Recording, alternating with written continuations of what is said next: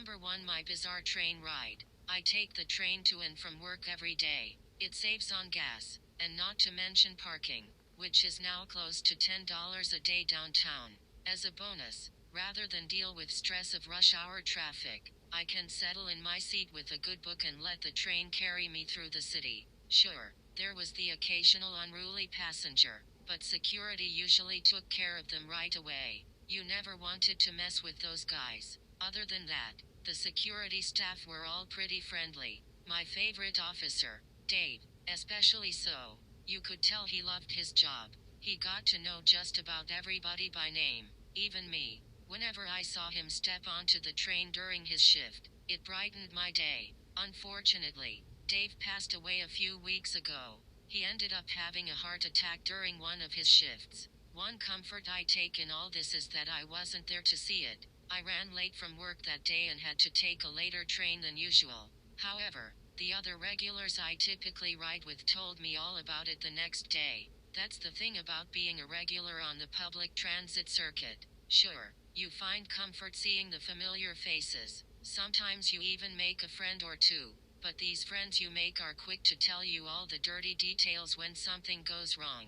I was told it was a pretty normal ride up until Dave started behaving strangely. His eyes glossed over and no one could get his attention no matter how hard they tried. It was as if he were in a trance. Suddenly, he gasped and looked toward the front of the train car, his blank stare replaced with one of pure terror. No one knew what exactly he saw, but whatever it was really disturbed him. He was muttering something along the lines of, "Last chance." No one understood what he was talking about. He held up his hand as if to shield himself from whatever it was that he saw, then clutched his chest and collapsed to the floor, dead. To say it was unsettling was an understatement. After hearing the story, I noticed the mood in the train changed as if a dark cloud passed over. I was so glad I wasn't there to see it, but just hearing about it made me want to throw up.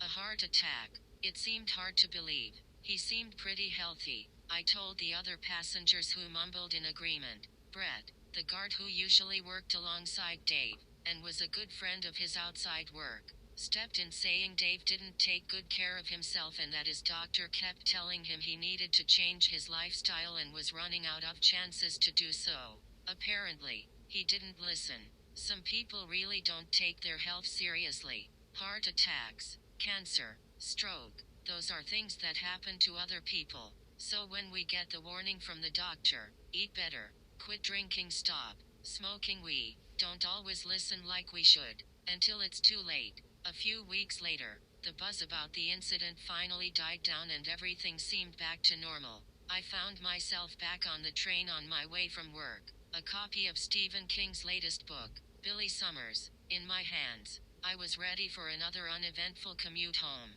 The ride was just like any other at first. The train would stop, people would shuffle in, people would shuffle out, and the train would continue on its predestined route. After about halfway through the commute, however, the lights in the cabin flickered on and off abruptly. Startled, I looked up from my book. The train seemed fine, but confusion set in when I saw it was pitch black outside. I couldn't see anything. No buildings, no street lights, no roads. I thought to myself, I must have fallen asleep. However, security would have definitely woken my ass up if I overstayed my welcome. Also, even if it were later in the day, I would still be able to see some light outside. Street lights at the very least. But there was nothing. Only a deep, pervading blackness. I checked my phone. Dead perfect, I thought. The other possibility was that I had fallen asleep and was still dreaming. That seemed logical, but I felt wide awake. Just in case, I took out one of the Sharpies I keep in my briefcase and drew an X on my left hand. I thought, if it is a dream, and I wake up, it won't be there. Sounds stupid, I know, but to be honest, I wasn't in the best state of mind. The lights in the cabins flickered again and went out for a few seconds. Shortly after, red emergency lights flooded the cabin, giving it an eerie glow. Outside I could see cracked cement walls. It looked as if the train had passed into some sort of tunnel. I looked around at the other passengers. I didn't recognize any of them from my usual route. They all sat hunched forward staring at the floor. I couldn't see their faces. but they all seemed unfazed by what was happening. I decided to just ride this out, whatever this was. What else could I do? As the train rolled along the rails, time seemed inconsequential. I couldn't tell if I had been riding for seconds, hours, or days. It was torture. I just wanted it to end. At some point, the train began to slow down, brakes screeching against the metal tracks. I heard the familiar bing as the train came to a complete stop. The cold, automated voice announced, "This is the train's final destination." Yet the doors didn't open.